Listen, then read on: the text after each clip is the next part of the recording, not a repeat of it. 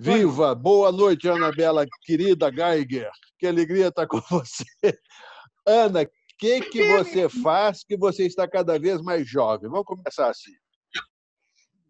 Está cada vez mais lindo. Menos luz, aí fica melhor. É.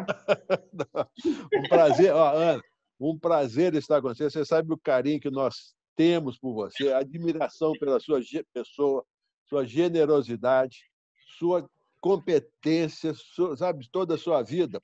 Uma alegria a gente poder fazer esse bate-papo e as pessoas que estão conosco desfrutarem de todo o seu conhecimento. Muito o maior obrigado. Prazer mesmo. Eu gosto de trazer uma informação que ilumine alguma coisa sempre na arte. Ana, né? Você sabe que eu e a Natália está aqui, para todo mundo saber. Ela está brigando. Ana, você tem inúmeras qualidades que eu admiro muito, mas eu acho que o seu bom humor, eu acho isso uma virtude maravilhosa, sabe? Olhar o mundo com o bom humor que você olha, né? Eu tenho. Eu sou um pouco debochada, mas não debocho ninguém, mas eu sou um pouco irônica mesmo, desde criança. Desde criança. Pois é. E é interessante que o seu trabalho, nós vamos falar mais, o seu trabalho tem uma seriedade muito grande, mas tem uma pontada, né, de ironia, né? Claro. Uma coisa assim. Quer dizer, não podemos dizer todo, mas tem uns trabalhos que têm essa característica sua, não tem, Ana? Com certeza, com certeza. Mas eu quero começar a falar com você. Nós estamos aqui com várias pessoas. Quem quiser participar, é só mandar uma pergunta, a gente passa. Com certeza. Mas a Ana, só para colocar, a Ana participou da primeira exposição de arte abstrata do Brasil, lá em Petrópolis, em 1952, né, Ana? E depois você fez desenvolvendo um trabalho. Mas vamos começar já dos anos 60. Quer dizer, como é que você começou a desenvolver o seu trabalho nos anos 60? Foi com as viscerais, um pouco antes? Como é que aconteceu esse surgimento dos anos 60 na sua vida? Da influência. Quer dizer, o começo do começo, para a gente não se estender, mas quando você citou a primeira exposição de arte abstrata no Brasil, de fato, eu participei. Eu já estava trabalhando com a abstração, mas eu estava com 17 anos e não era um concurso, eram artistas, desde os mais velhos. Eu nem conhecia ninguém. Eu não saía da minha casa, minha mãe não deixava sair sozinha, mas eu era artista. Sim. Então, eu nem fui a Petrópolis, minha mãe não deixou ir sozinha a Petrópolis, olha, para uma exposição, primeira exposição de arte abstrata. Mas tinha a Lígia Clark, tinha a Faiga, a Décio Vieira, que foi quem organizou. Um dos organizadores. Então, eles também começaram a prestar atenção no meu trabalho, que se desenvolveu e que, já em meados dos anos 60, que eu ainda continuava a manter o abstracionismo como o meu ideal na arte, aquilo que me motivava. É como qualquer processo, ele não é que é depois de 15 anos, tem artistas que podem ficar 20 e tantos anos, mas depois a abstração estava começando a ficar, eu te diria, fácil. Sim, eu sabia, mas é aquela coisa, se eu estou começando, na minha cabeça, eu estou começando a pensar em me copiar. Não vou fazer isso. Mas o trabalho deu algum sinal lá, né? Alguma bactéria da arte lá avisou, e eu não conseguia mais me concentrar como artista abstrata. E até a minha mão fazia desenhos e começava a usar umas tintas que tinha na época Ecoline, vermelhas, parecia um mercúrio cromo, meio sangue. E eu começava a fazer umas curvas e eu digo, isso está parecendo uma parte de um corpo, eu cheguei a chamar de estômago. Mas como eu era também muito, como é que eu posso dizer, esteticamente muito informada, muito já tinha elaborado arte figurativa, arte abstrata, então essa elaboração que eu tinha não permitia que eu agora ficasse em umas manchas vermelhas, não era abstrato, foi um período de crises. Se a gente for ver a data, é em 65 que começam essas transformações e essas rupturas com a abstração. Na abstração, eu estava muito conhecida. Eu já tinha participado em museus ingleses e espanhóis, tinha ganho o prêmio de Cuba, primeira exposição de gravura internacional na Casa das Américas. Então, diria, mas você não estava contente com o resultado? Os trabalhos, alguns eram até muito, muito lindos e muito bons, eu sei. Eu estou nessas coleções, estou com coleção de arte abstrata no MoMA também. Mas essa coisa essa outra vontade que foi rompendo com o meu conhecimento da abstração, a ponto de, isso mesmo, vai desvanecendo, porque você não vai mais valorizando aquela maneira de pensar, tá? É um outro raciocínio, pode ser dentro de uma matemática, mas é um outro raciocínio. Ana, você quer pensar alguma coisa? Me permita só uma questão. Eu acho que uma característica da sua obra é muito a inquietação, né? A busca de materiais, de novas mídias, novos suportes, e sempre estar buscando desenvolver. Então, aqui no caso específico de 65, então, o Visceral foi um encontro entre essa questão já manual. Agora, muitas pessoas analisam esse trabalho seu também como uma manifestação política, né? Desse dilaceramento. Então, das entranhas, dos sentimentos, mas eu pensava, eu não vou fazer um cartaz ou um anúncio da situação, mas isso entrou lá no fundo do meu coração, né, a dúvida. Mas não havia nenhum parâmetro que dissesse algum artista usou coisas viscerais para falar de um momento político, sei lá, quando teve lá o expressionismo alemão, não tinha isso, é a figura humana. Então, o que dava a entender é que eu tinha, de certa maneira, entre aspas, voltado à figura humana. Mas a figura humana já não vai aparecer, ela aparece toda em pedaços, ela aparece em partes. Eu começo a fazer o coração em várias versões do que é o coração para mim, mas aí eu digo, eu agora vou começar a ver cadernos de medicina, porque eu quero que algumas coisas tenham uma precisão de que, porque não é um caminho romântico, não é um caminho surrealista, é o corpo, mas como é que é essa entranha, como é que é o dentro, e o que de dentro que eu quero entender melhor? O coração, depois o cérebro, vários cérebros, cérebro inventado, depois eu fui olhar em livros, e aí entram umas coisas parecidas com o que é o verdadeiro e a minha invenção.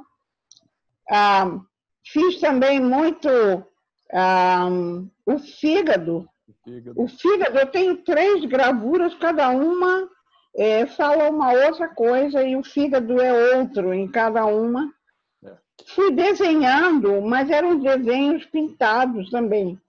E, paralelamente, depois que eu vi esses desenhos, eu disse, eu vou fazer as gravuras. Só que o trabalho, ele não tinha, ele era todo recortado, porque aquele coração. Estava desenhado, não tinha nada em torno, só o papel branco. O Mário Pedrosa fala nisso, da estranheza de eu eliminar o resto, o papel branco.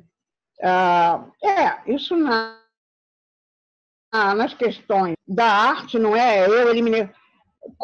Por que eu tirei? O que não era essencial para mim era mais o papel, era só aquele corpo. E aí eu começo a fazer umas gravuras em metal, pego uma tesoura que eu tinha de cortar metal e começo a recortar esses órgãos. Essa é uma primeira. Então, Carne na Tábua é uma das que repercutiu mais, tem até nas coleções dessas que eu citei. Tem no MoMA, tem na Tate, essa aí.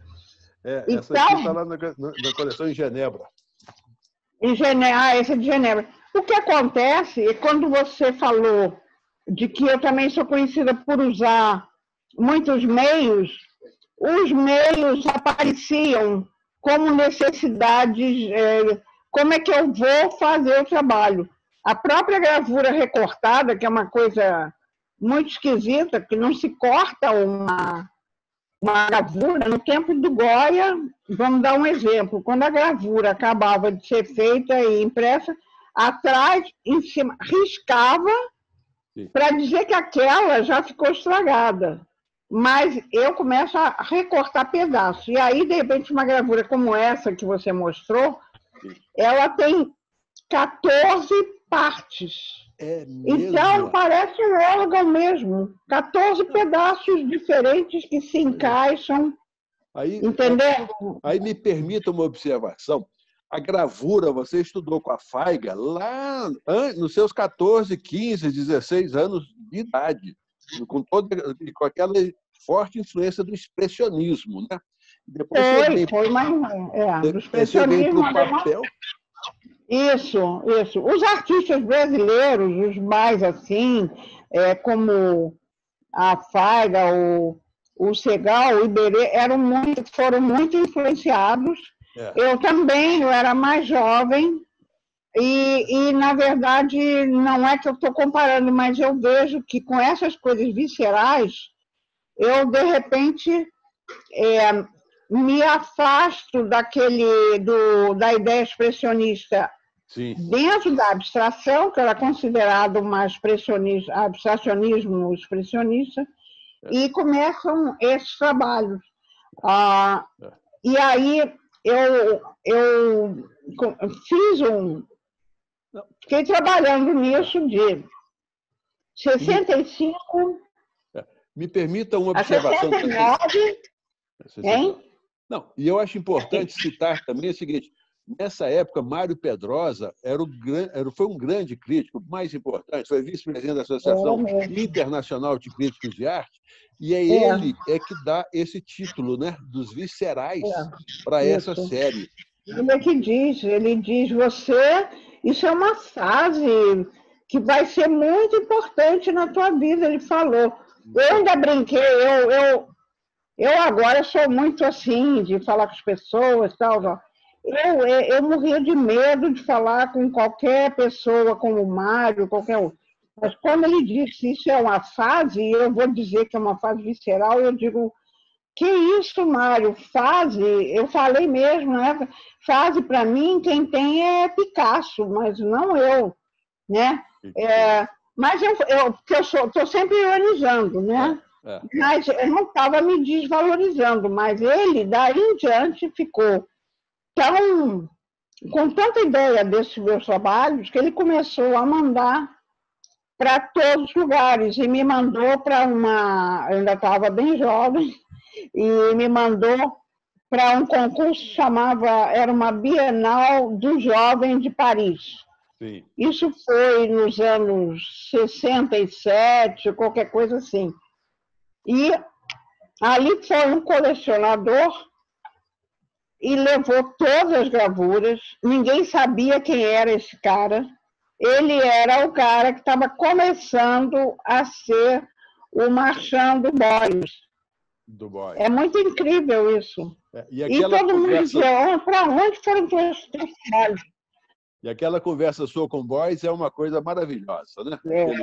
Aquela oportunidade. Então, a coincidência, depois ao encontrar o Boys, eu falo desse cara e as coisas são assim, né? A gente viaja, encontra as coisas, os momentos, assim, momentos interessantes, né? De coincidências. Então, esse meu trabalho visceral, aí a Tate Gallery, não, a Victoria and Albert, é um outro museu. Victoria, a Tate Modern ainda não tinha. Aí eu ganhei um outro prêmio em 69, internacional, fui com essas gravuras viscerais embaixo do braço, ninguém tinha galeria, não tinha coisa nenhuma. Cheguei lá com a cara e coragem no Victoria and Albert, muito tímida, mas com a cara e coragem, é meio assim, mas não era charme. O cara, que eu não me lembro dele, um inglês lá, encarregado do setor gráfico, sim. Ele, na hora, ele olhou as gravuras e comprou na hora os trabalhos. Ele dizia, mas que fantástico, você vê. O cara dizia, poxa, uma brasileira está aqui com um trabalho desse, quer dizer, se eu vivesse na Inglaterra, pode ser que isso corresse mais, né? E essa é uma outra característica que eu acho extremamente importante da sua vida como artista. Você sempre teve um reconhecimento muito rápido da mais alta crítica de arte.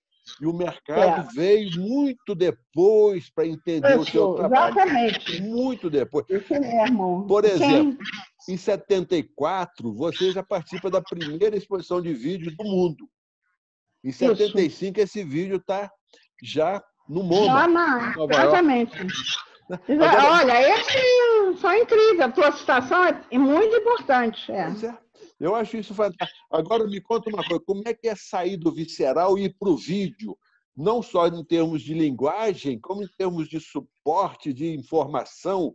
Como é que isso aconteceu? Eu acho fantástico essa capacidade sua de pular para lá e para cá e fazer história. Acho isso maravilhoso. E ao mesmo tempo, vem cá,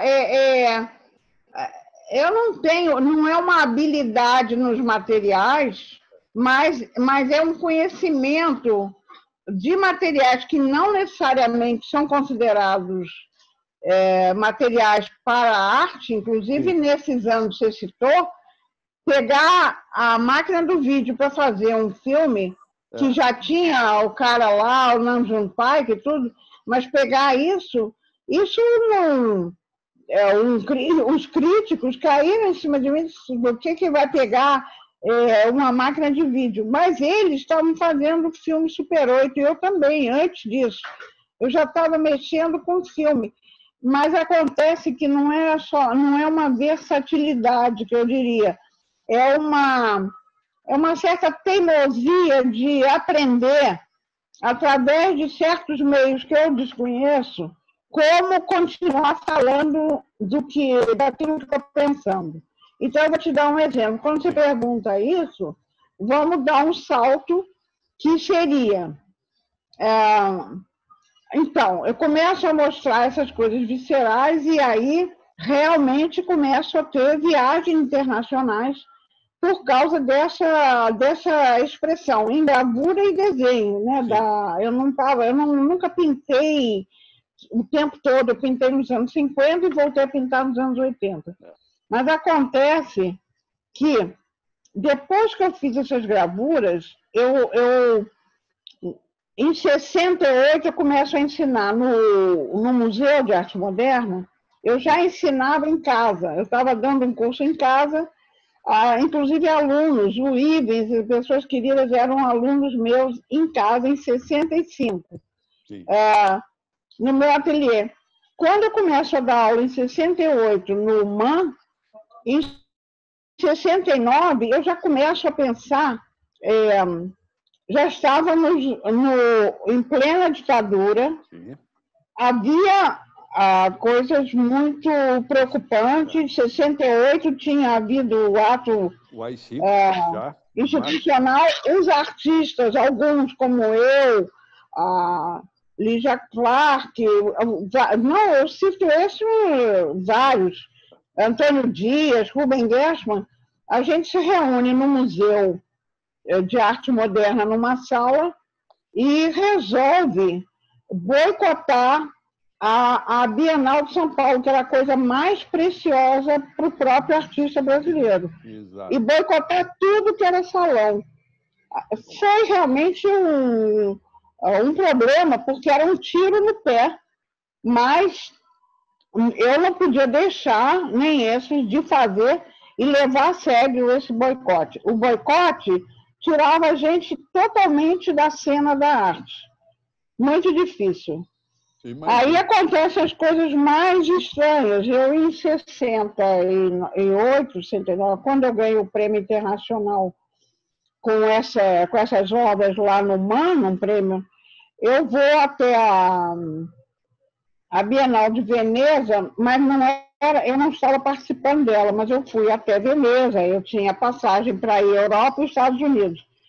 E levei para alguns artistas de lá, franceses, alguns alemães, muito conhecidos, levei umas coisas que a gente escreveu aqui sobre boicote, dizendo que nós, artistas brasileiros, encontrei esses artistas lá, e você acredita que logo na hora os da França foram e fecharam metade do pavilhão deles na própria Bienal, com esse material que eu levei. Sim. Fizeram logo um cartaz aderindo a essa greve, não sei mais o quê. É rápido que eu estou contando, mas é estranhíssimo. Fizeram um cartaz que eu uma vez vi num livro por causa da minha conversa com eles. Eu não estou atribuindo nada, mas foi assim mesmo. Os nomes dos artistas muito conhecidos internacionalmente. E quando eu voltei, quer dizer, eu fortaleci a situação dos artistas pelo boicote, mas o que a gente ia fazer se eu não ia participar mais, como eu abdiquei, né? Não podia mais participar de salão de Belo Horizonte, salão do Rio Grande do Sul, salão do Paraná e de São Paulo, e que, modéstia à parte, mas eu ganhava prêmios em todos os salões com as minhas gravuras e com meus desenhos. Então, de repente, eu tinha sumido de toda essa história. Então, é só um detalhe, porque tem outros assim. Bom, mas o meu trabalho, com essa entrada no museu para ensinar, eu já vinha de ensino em casa, mas eu também tenho uma formação didática, pedagógica. Eu estudei com um cara chamado Anísio Teixeira, que é o cara que criou toda a ideia de uma didática especial. Ele é que armou todo o programa de Brasília. É porque ele era professor na faculdade. Os professores da gente eram excepcionais. E eu estudei linguística, estudei didática especial. Essa didática especial, claro que ela tinha um cunho social do que é ensinar, para quê, por quê. Aquilo entranhou na minha cabeça como eu sou das artes. Eu vou fazer alguma coisa. Nessa época também começo a ler uns livros estranhíssimos sobre alquimia, sobre autores, e começo a desvendar coisas para mim mesmo, né? Quer dizer, não é só de inconsciente, de Jung, mas outros símbolos e tal. Eu digo, vou passar isso para as aulas no MAN. E aí começo a dizer, olha, não tem aula dentro da sala, não. Nós vamos lá para o jardim, depois começo a ir para umas praias desertas, mas não é o local. A perda de um suporte tradicional, você não trouxe uma tela, nem papel para desenhar, não. vocês vão trazer um ancinho, uma picareta, uma pá, e trouxeram. E nós passamos 3 meses indo àquele lugar incrível, aquela lagoa de Marapendi. Então, eu ali, depois que eu fiquei nas coisas viscerais e rompi também com aquilo, eu passo para uma não arte. Não sei o que é arte do ponto de vista. Então, fico com esses trabalhos de picaretas, dou um curso no MAN que se chamou Lixo no Aterro. Então, os alunos vinham e eu levava eles para a beira da maré, marcava a hora da maré, para ver o lixo que vinha, o lixo que ia, e começo a recolher. Então, isso tudo por um rompimento na própria estrutura do suporte de arte. Então, não é que eu passo a abominar o que é desenho, pintura, gravura, escultura, não, nada disso. Não me serviam para nada. E aí eu pensei, isso é o fim da minha obra, não vou saber mais nada. E aí, isso já é 69. O homem foi à Lua, é um dos aspectos. O homem vai à Lua, todo mundo fica inteiramente fascinado, começam a emitir fotos da superfície lunar, e eu, de repente, em 69, começo de 70, eu fui até o consulado americano e disse, olha, eu sou artista plástico, eu queria muito ter algumas fotos. Me deram umas 20 e tantas fotos maravilhosas, mas umas bem nítidas, onde você vê as crateras, e outras, tudo perturbado. E aí ele disse, não, essa não. Eu digo, não, eu quero. Umas com um X marcando que estava errado, eu digo, eu quero essa. Uma cratera que não saiu bem para ir. Trago isso para casa e digo, eu não sei o que é, mas eu preciso fazer essa lua. Eu não vou desenhar a lua, porque a foto aqui, mas eu vou imprimir como se fosse fotografia na gravura. E começo, paralelo com aquela falta de vontade de trabalhar em arte, nunca mais, começo a entrar nas próprias técnicas de gravura completamente que não existiam ainda, de fotografia, e começo também a ver que serigrafia, então eu tenho mania com gravura, gráfica, mas começam o que eu vou fazer com a Lua. Então, eu começo a botar essas superfícies e a dizer, olha, essa que está aqui está com risco, ela está errada, está com X. Aqui está boa. O certo e errado me vem filosoficamente como uma polaridade muito importante para eu determinar coisas. Estávamos num momento político, então eu acho que as coisas da Lua é que são mais políticas para mim do que as viscerais são do meu coração, lá de dentro. Sim. Mas a Lua já é de propósito, começa a botar certo, errado. Quem quiser entende a metáfora. Quem quiser entende a metáfora. Então, faço uma série. A série, depois de 3 anos, eu consegui dominar aquela técnica de serigrafia que eu comecei a ler num livro. Como é que se fazia? Eu não sou mais capaz, não. Eu acho que meu pai era assim, porque meu pai aprendeu a costurar roupa de mulher quando ele só sabia costurar bolsas. Essa coisa de que eu tenho que chegar lá no material. Então, a mudança dos materiais, ela não vinha como uma coisa natural. Eu precisava chegar. A imagem da Lua, eu precisava chegar naquela precisão fotográfica. Mas eu não ia pegar as fotos que me deram e colar e dizer assim, olha aí, eu ganhei umas fotos da Lua. Não. Era para dizer algumas coisas numa letra pequenininha, quem quisesse entendia. Fiz uma exposição com essa fase lunar em 74, em abril, na Galeria Bonino. Foi realmente, foi espantosa a exposição. o que escreveram Francisco Bittencourt, escreveu até umas coisas que eram chatas para os outros. Ele disse assim, acabou a gravura dos outros. É muito chato isso. Oh. Quem quiser saber alguma coisa sobre o que é filosoficamente a gravura, vá à exposição. Bom, mas aí é isso. Você arranja inimigos, mas quem é que vive sem inimigo? Que me disseram que quem não tem inimigo não tem importância nenhuma. A emoção fica diminuída, né? A emoção de viver fica diminuída. É sempre essa tensão funciona. Funciona. E o inimigo que veio, não que você criou, mas o que você pode fazer? Não, eu estou na vida, eu estava na realidade. O homem já foi à Lua, é uma realidade tão poética, tão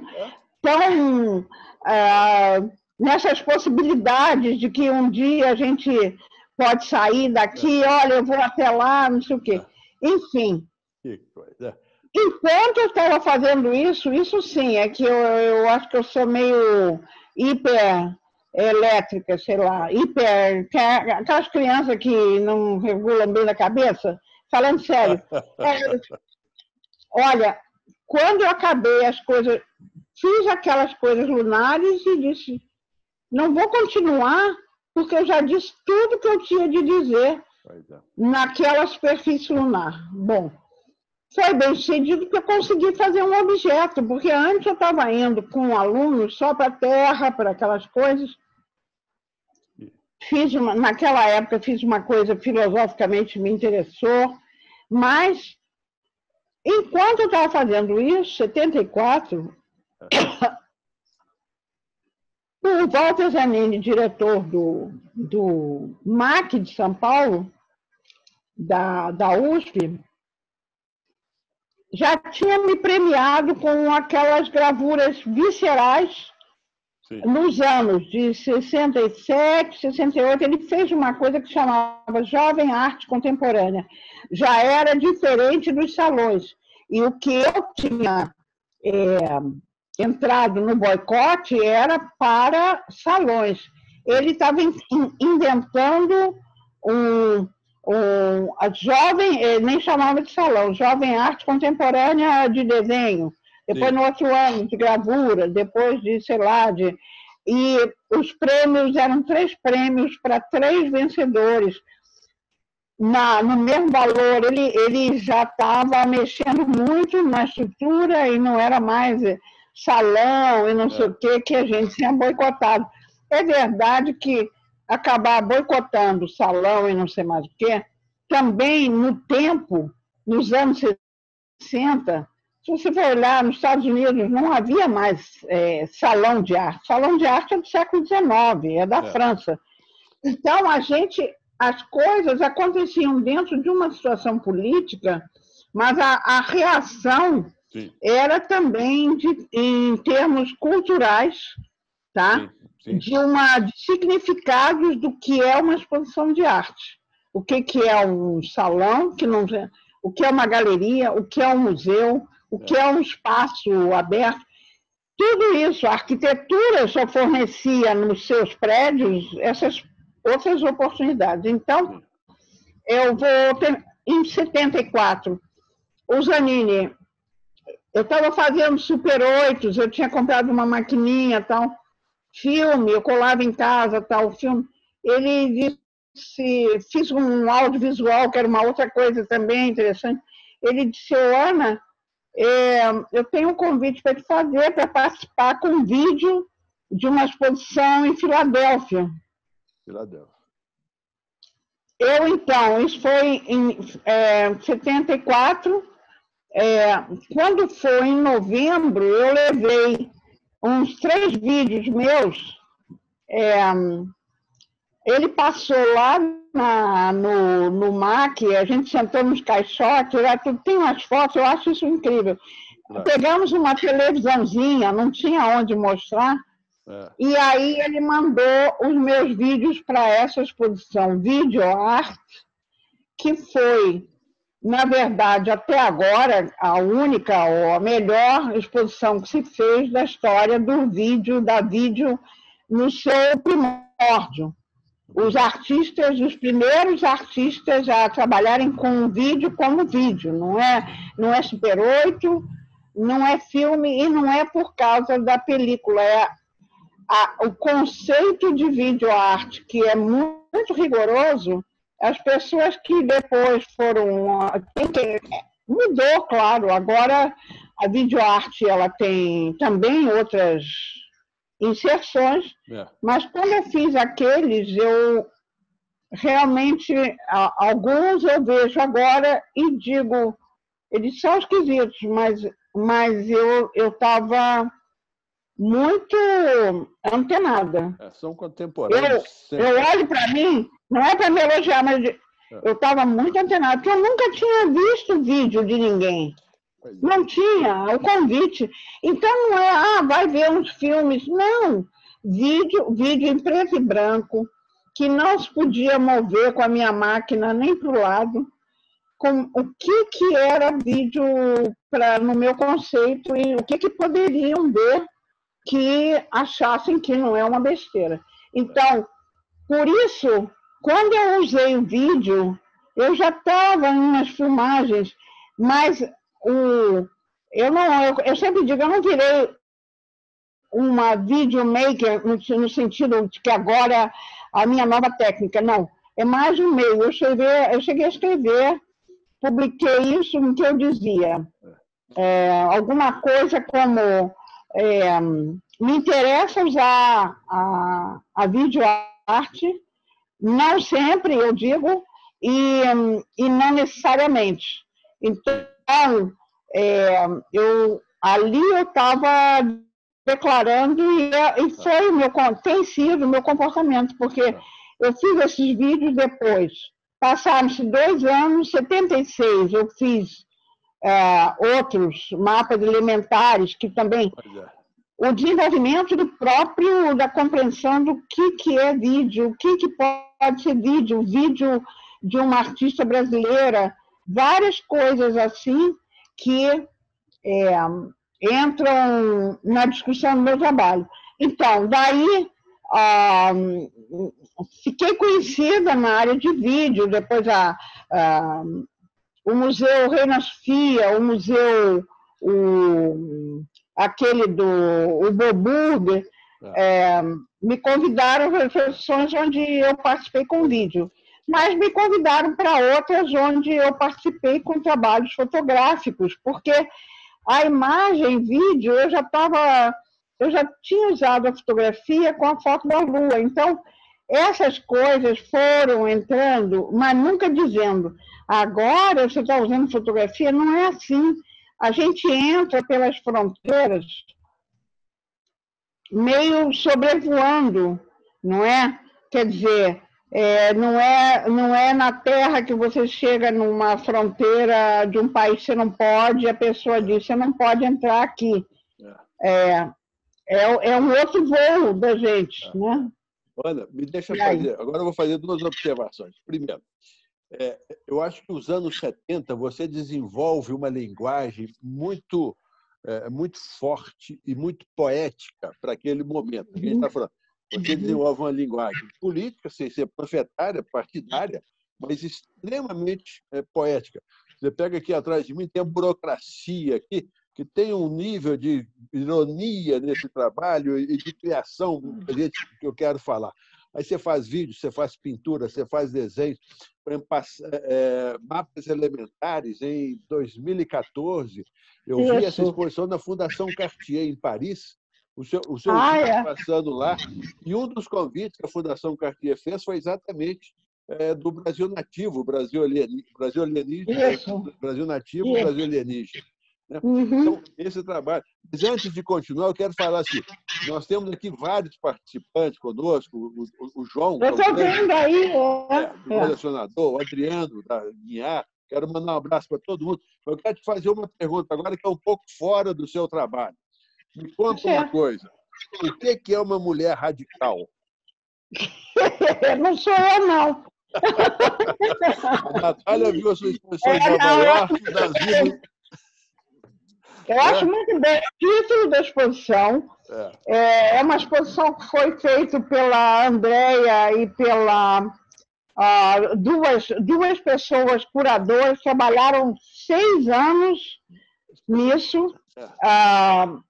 E olha que não é fácil, porque reunir as mulheres da América Latina, muitas tinham deixado de trabalhar,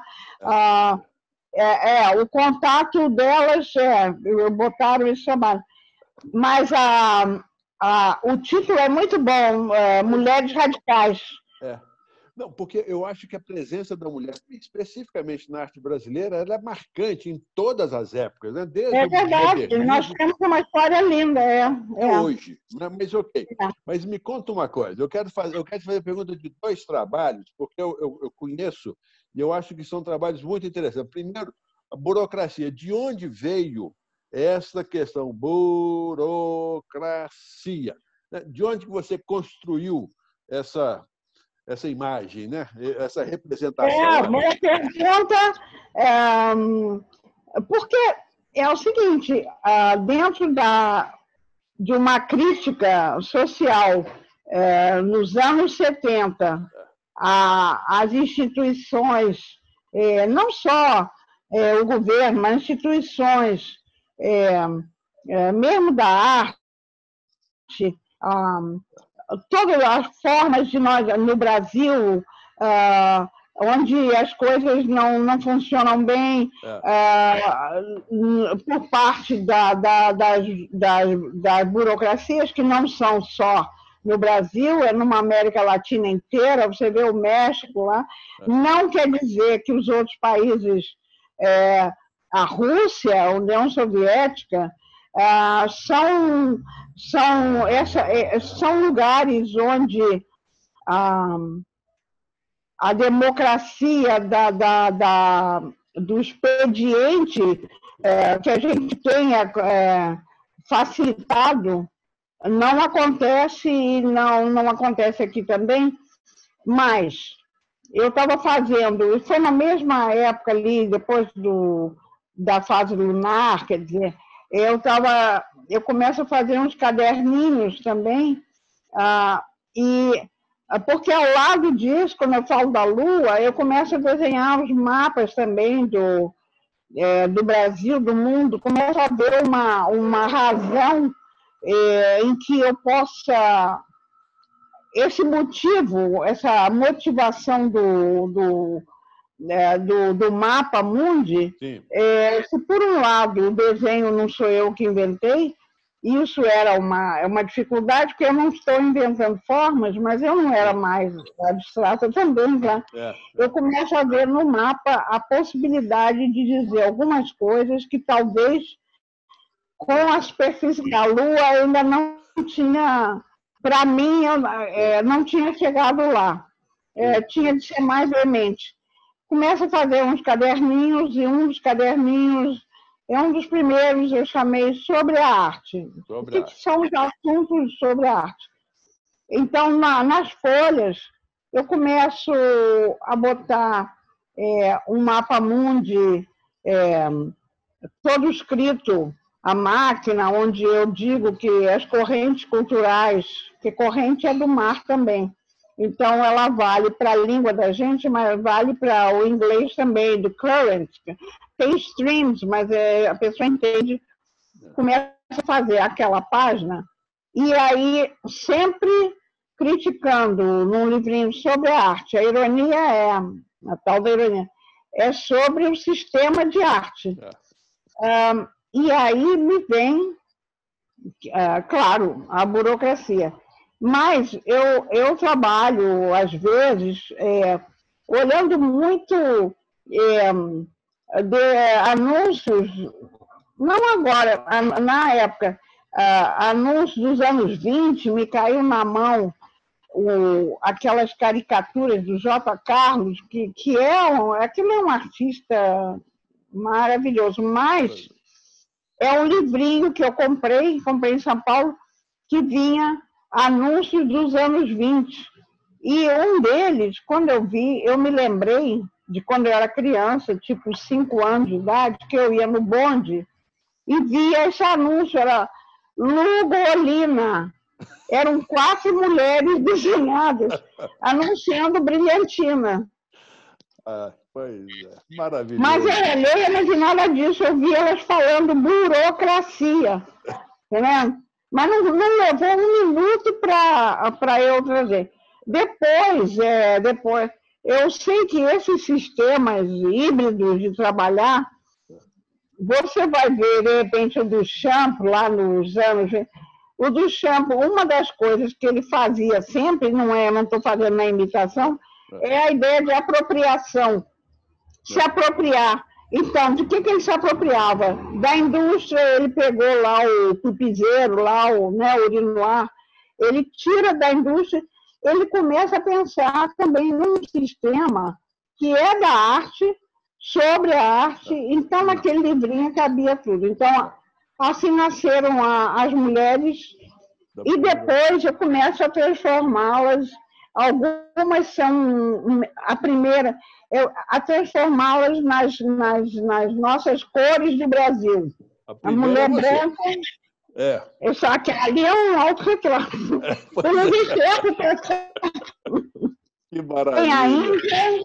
Índia, A Índia, a mulata, a negra. Aí eu me lembro, hein?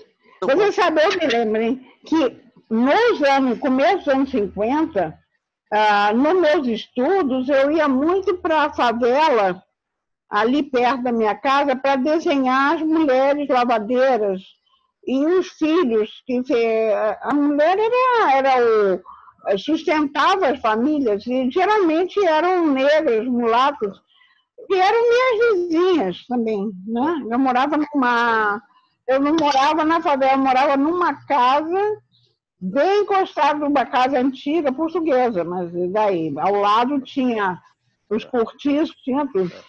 Eu desenhei muito a figura da negra, do homem negro, mas assim, de me apaixonar, de ficar desenhando. Eu tenho gravuras de menino negro. Eu não sei se já viu, vou te mandar essa imagem. Está até à venda. O menino negro, eu fiz em 1950. Olha que loucura. Eu tinha 14 anos. Deixa eu só falar uma mensagem aqui para quem está conosco. Se alguém quiser mandar uma mensagem, mandar uma pergunta para a Anabela, está ótimo. Nosso tempo está quase acabando. Nós temos 15 minutos só agora. Imagina, Ana. Nós estamos ainda... Nós não falamos nem de 2 décadas inteiras do seu trabalho, na sua vida. Mas quando chega para cá, já junta melhor as coisas. Já vão se juntando as coisas. O meu departamento técnico está me orientando aqui. Quem quiser, manda uma pergunta pelo chat. Aqui, ó. Eu quero mandar um beijão. A Gabriela de Lourenço está mandando um beijão para você, para mim também, para a Natália também, né, Gabi? Está tudo para nós todos. Olha, agora, tem um trabalho seu, quer dizer, eu sou apaixonado por tudo, a gente vai só pontuando assim, eu quero pontuar mais um, que vai dar tempo, que são as equações variáveis. Eu acho aquilo pura poesia, utilizando uma simbologia tão fria como a matemática. Como é que aquilo, eu tenho certeza, você tinha um caderninho com as páginas numeradas, você ia fazendo aquelas equações e guardando, porque ninguém se interessava por aquele trabalho, era talvez uma catarse sua, uma filosofia que você tem. Fala um pouco desse trabalho, que eu acho importantíssimo esse trabalho. Então, são várias coisas, né, mesmo que a gente esteja ainda naqueles anos 70, nos anos 70, não é os 10 anos e aí pronto. Eu acho que com essa situação também política, a situação do boicote, de não participar, você começa a trabalhar, não tem a ver com o momento agora da pandemia, mas é quando você fica mais isolado mesmo, no meu caso, começa a trabalhar muito nesses pensamentos ligados ao mapa, ao que é político no mapa, mas não é uma... eu não estou assim, olha, o mapa é político, isso é uma besteira. Claro que ele depende do que, mas eu começo a pensar e sistemas, sempre vou para fora. O sistema cartográfico para falar do momento da arte política. Alguma coisa do sistema da matemática, exatamente um certo humor para pensar. Eu tenho aqui alguns livros de matemática, ainda do meu filho, que é matemático, aliás, um deles, o Pedro também. Mas meu filho é matemático de inteligência artificial, mas livros aqui cheios de equações, né? Eu também estudei negócio de equação, sei lá, e eu começo a ver a lógica da equação do ponto de vista do que os mapas eles vão ser os números que vão substituir, porque se eu quero, então, numa conta de menos, se eu digo, eu faço um mapa do Brasil e digo que é ele menos ele, é claro que eu já estou criticando, dependendo de como é que eu fiz, a escala, o tamanho deles, a raiz quadrada, o que ela vai fazer numa situação onde eu coloco o mapas que sempre se reconhece, né? Eu tive de trabalhar aqueles mapas num sistema em que eu esfrego, eu preparei como uns clichês que eu tenho. De qualquer maneira, é tão outra coisa. E a primeira vez que eu mostrei essas equações foi numa exposição sobre o desenho no Museu de Arte Moderna de Miami. Eu estava lá e eu vi um espectador, um senhor, rolando de rir. Eu gostei demais. Claro. Ele achou impagável essa forma crítica de eu estar criticando as nossas Américas, criticando a relação da África, né? Enfim. Mas não é óbvio. E aí eu fiz isso como se fosse exatamente um caderninho, um caderno de aula, é um caderno onde as próprias linhas ajudam. E aí, isso aí também a gente diz, é um desenho, mas é uma questão de uma solução do desenho, do que desenho pode ser. Desenho pode ser isso, né? Pode ser uma abstração, pode ser uma conta de matemática, pode ser uma anotação, só que quando é que vira arte? Quando é que a questão é arte? Então, eu sei que tem isso. Inclusive, tem um amigo meu aí de Minas, o jovem lá, que tem uma coleção desses desenhos. De vez em quando eu dou o nome dele para participar nas exposições, nas minhas, lá do MASP e tal. O João é um grande colecionador e apaixonado por você, como vários. Olha, nós temos aqui várias observações da Adriana Lerner mandando um beijo, da Juliana, da o João, ó, estou vendo desde o início. Pois é, João. Depois você pode. Ana, deixa eu fazer uma observação que está me ocorrendo agora. Se você pegar as equações variáveis, então ali tem uma influência do seu filho enquanto matemático, do seu marido enquanto geógrafo e dos mais importantes que o Brasil já teve, e sua enquanto filósofo e artista. A família está reunida naquilo ali, então, Ana? Pode ser, mas quando mostrei, eu demorei a mostrar as equações para o meu filho, que eu digo, ele vai dizer que é uma besteira, não no sentido que ele fala assim, não, ele tem respeito, mas ele disse que está muito boa a ideia, porque ele entendeu politicamente o que eu estava... Eu estou me elogiando, mas não é. O meu filho permitiu. O Pedro já é uma censura em relação à cartografia. Sim. Eu já muitas vezes fiz besteiras que eu fui mostrar.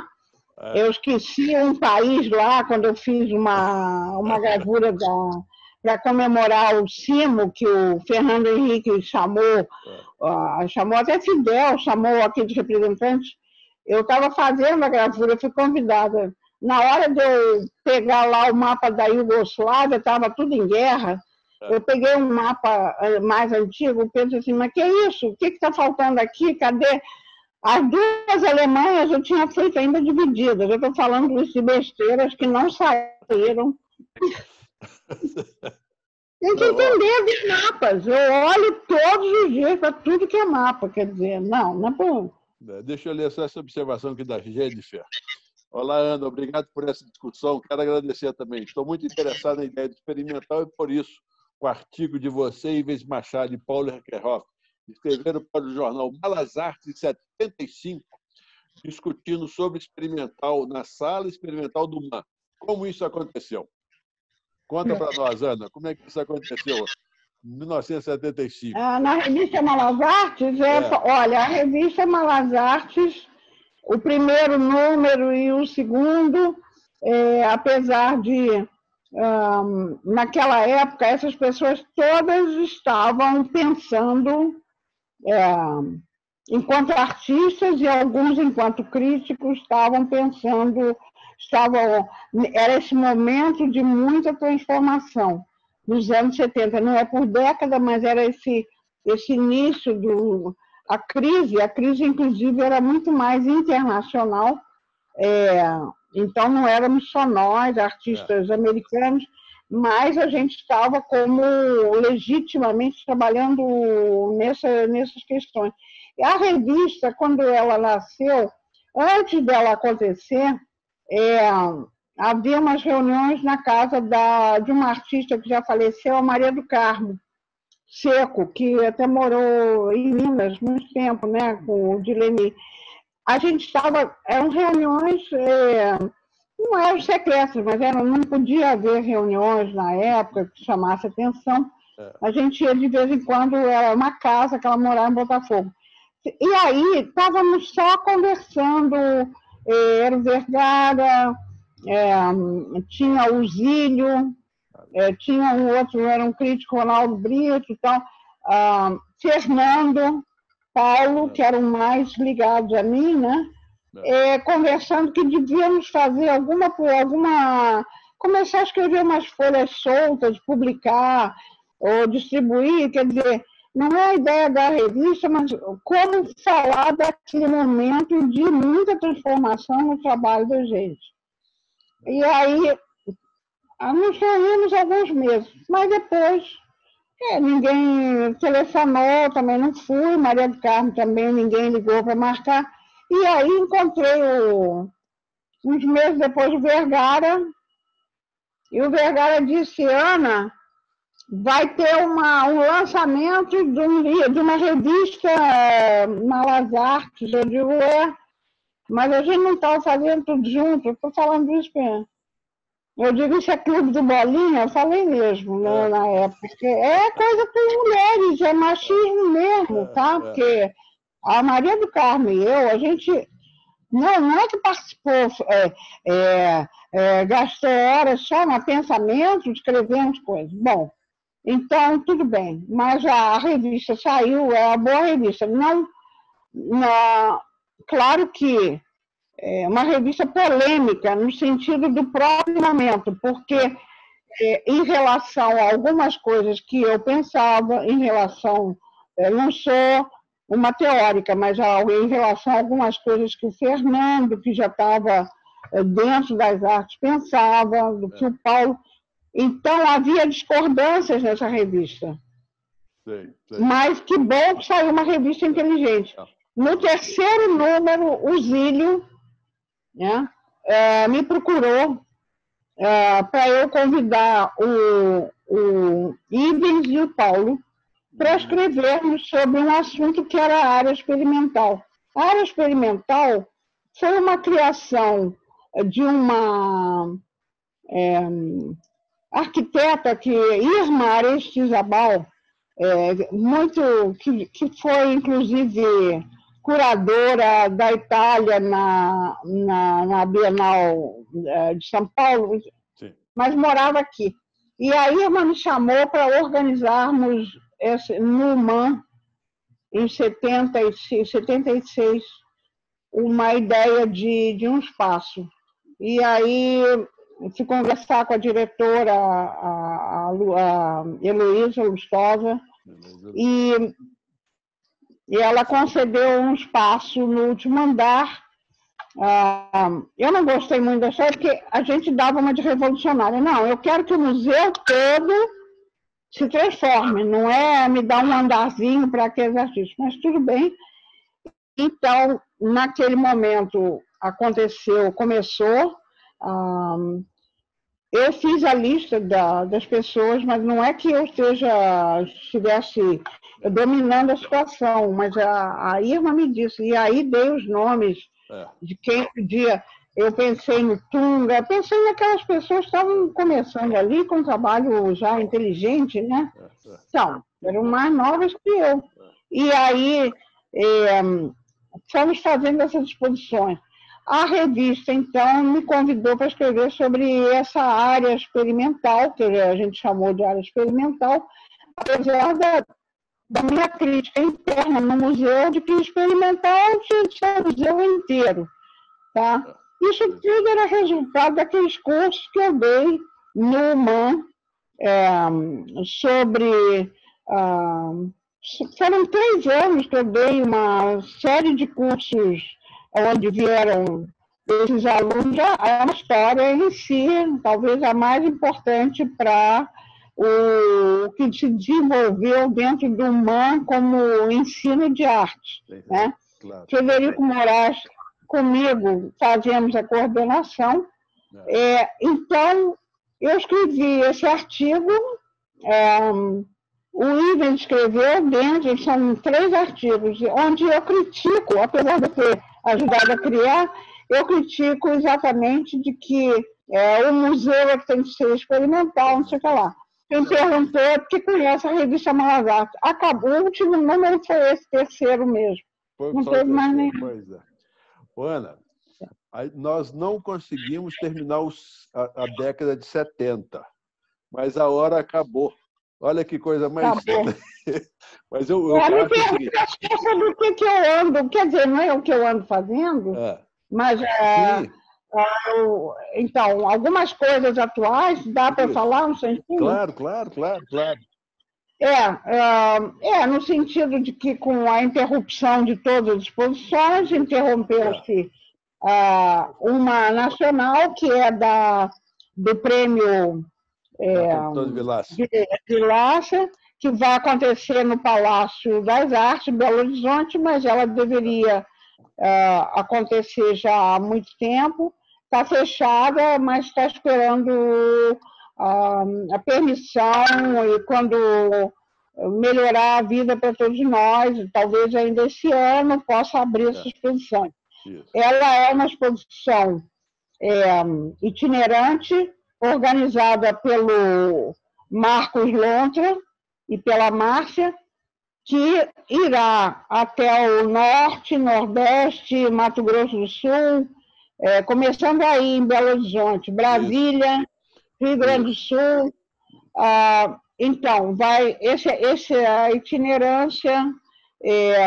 Também o Marcos já tinha combinado comigo que a cada lugar que a gente fosse, eu já fiz isso ano passado, que houvesse também uma leitura de portfólios num certo dia, quer dizer, lá se inscrevem e faço uma leitura de alguns 10, porque é a minha vocação de analisar o trabalho e poder realmente ajudar os artistas e mesmo quem não é um artista que quer continuar a trabalhar e que gosta, enfim.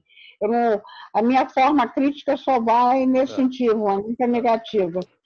Também, e lá no exterior, a exposição que devia acontecer agora, no dia 31 de maio, na Bélgica, é a exposição que aconteceu no MASP, em São Paulo, até janeiro desse ano, está toda empacotada, mas só vai abrir em abril. Sim. E uma outra, só para, quer dizer, que é uma coletiva no Museu Mori, um Museu de Arte Moderna Mori, em Tóquio, sim, só de mulheres. Mas não é que é um monte de mulheres, mas são algumas, assim, da minha idade, algumas mais novas, mas vai ser uma exposição que eu acho muito boa. Também o comentário off, que no Japão, fazer uma exposição de artistas mulheres, né? Quem organiza é um curador belga, e ele já selecionou alguns trabalhos meus e quer que eu monte um daqueles trabalhos com areia, terra, que se chama Circa. E aí eu vou com a minha ajudante, a Ana, porque senão eu não consigo mais ficar, como eu fiquei em Istambul, já estirada no chão, já estava para poder montar aquelas pirâmides, mas eu aceitei, vou para o Japão, vou pegar areia de rio, vou mandar pegar não sei o que, vou fazer. E fiz uma ilustração que estou aguardando com realmente muita ansiedade para a revista, para o jornal A Folha Ilustrada, de São Paulo, que o Silas me convidou para fazer um trabalho, mas parece que é um material levantando a memória dos anos da ditadura, mas eu não... A burocracia, ela não é crítica, ela é porque ela é muito crítica, mas eu não mandaria um trabalho... Então, eu trabalhei numa cartografia, gostei muito de fazer outro trabalho, então estou muito ansiosa para que saia, para que as pessoas vejam, tal. Deve ser, sei lá, semana que vem, alguma coisa assim. E do resto, estou aqui, estou bordando. Não, brincadeira. Estou vendo um filme na Netflix que se chama